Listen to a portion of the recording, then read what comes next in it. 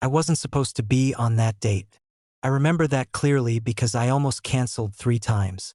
Work had crushed me that week, my phone battery was dying, and honestly, after my last relationship, I had sworn off first dates entirely. But something about her messages felt grounded. No games, no flashy emojis, just honesty. We agreed to meet at a small cafe that didn't pretend to be fancy, the kind where the coffee tasted real and the lighting didn't lie. When she walked in, I noticed her smile first. Not the kind you practice in mirrors, but the kind that shows up when you've survived things. We talked easily at first. Jobs, music, how the city feels lonelier the more crowded it gets. Then there was a pause. Not awkward, heavy. She wrapped her fingers around her cup, inhaled once like she was steadying herself, and said, "There's something I need to tell you before this goes any further." I nodded, expecting a former marriage, a bad breakup, maybe a relocation plan. She met my eyes and said softly, "I have a son. He's 5. The room didn't spin, but something shifted. Not because I was judging her, but because I wasn't prepared for how much that sentence carried. 5 years old meant bedtime stories, scraped knees, early mornings, responsibilities that didn't pause for romance. My silence stretched too long. I saw it, the flicker of defense in her eyes, the familiar readiness to be rejected. She smiled politely, already preparing to shrink herself, and added, "You don't have to say anything. I understand if this changes things." That's when I realized how many times she'd rehearsed this moment, how often it probably ended right there. I told her the truth. "I didn't expect that, but I respect you for saying it." Relief washed over her face, but it wasn't joy. It was survival-level relief. She told me his name was Noah, that he loved dinosaurs, hated carrots, and slept with the hallway light on. She spoke like a mother who knew time was fragile. She didn't overshare. She didn't apologize.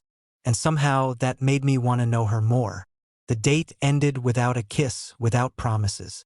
Just a quiet walk to the street corner and a "thank you for listening." That night, I lay awake wondering why her honesty felt heavier than any lie I'd ever heard. I didn't know it then, but that single sentence, "I have a son. He's 5, was the beginning of a story that would completely rewrite my definition of love. Our second date wasn't really a date. It was a walk through a park while she checked her phone every few minutes, and I realized quickly, she wasn't distracted. She was responsible. She told me more about Noah slowly, carefully, like she was protecting a sacred space. His father had left before Noah could even form memories, and she'd learned how to be everything at once. Provider, comfort, discipline, safety. One evening, weeks later, she asked me if I wanted to meet him. Not casually.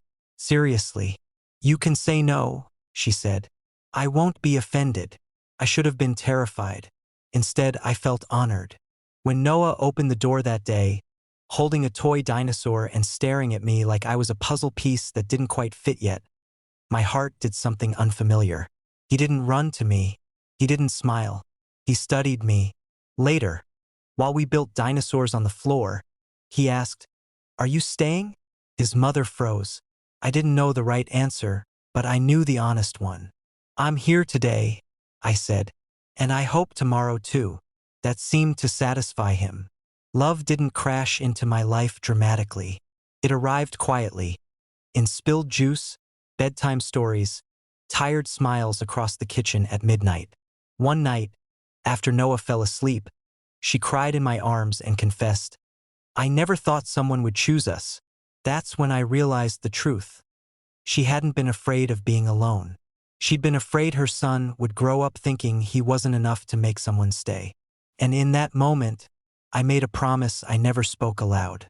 Months later, when Noah called me by my name without hesitation, when he reached for my hand crossing the street, when he drew a picture of the 3 of us and taped it to the fridge, I understood that love isn't about expectations. It's about showing up after the truth is told. On what would have been our anniversary, she laughed and said, "Remember our first date?" I smiled, because the thing I hadn't expected to hear became the reason I stayed. And if this story touched your heart even a little, if you believe real love is built, not stumbled upon, subscribe to this channel. because stories like these remind us that the most unexpected truths often lead to the most meaningful lives. The first time Noah called me dad wasn't dramatic. No background music. No slow motion moment. It happened on a random Tuesday night when the power went out during a storm, and the apartment was swallowed by darkness. I was holding a flashlight in one hand, trying to look braver than I felt, when he reached for my other hand and said, very casually, "Dad, can you tell the dinosaur story again?" The word hit me harder than thunder. I didn't correct him. I didn't freeze. I just nodded and started the story, my voice steadier than my heart. Later, after he fell asleep curled against his mother, she looked at me with tears in her eyes and whispered, "You don't know what that means." But I was starting to understand. Love, real love, doesn't announce itself with fireworks. It settles in quietly and rewires your priorities without asking permission. Life didn't magically become easy after that. There were arguments about boundaries, fears about the future, nights when money felt tighter than hope. There were moments I questioned myself. Am I enough? What if I fail them? But then Noah would run toward me after school, backpack bouncing, yelling my name like it was the safest word he knew. One evening, his kindergarten teacher pulled me aside and said, "He talks about you a lot, says you're the one who always stays." That sentence stayed with me, because that was the promise I'd never spoken aloud, but had been keeping every single day. On Noah's 6th birthday, surrounded by mismatched balloons and too much cake, he made a wish before blowing out the candles. Later, when I asked him what it was, he shrugged and said, "I wished we stay like this." That night, after the guests left and the apartment grew quiet, I realized the truth that had been forming all along. I hadn't just fallen in love with a woman who was brave enough to tell the truth on a first date. I had chosen a family I never knew I needed, and she hadn't given me a warning that night at the cafe. She had given me an invitation to grow, to stay, to become more than I was.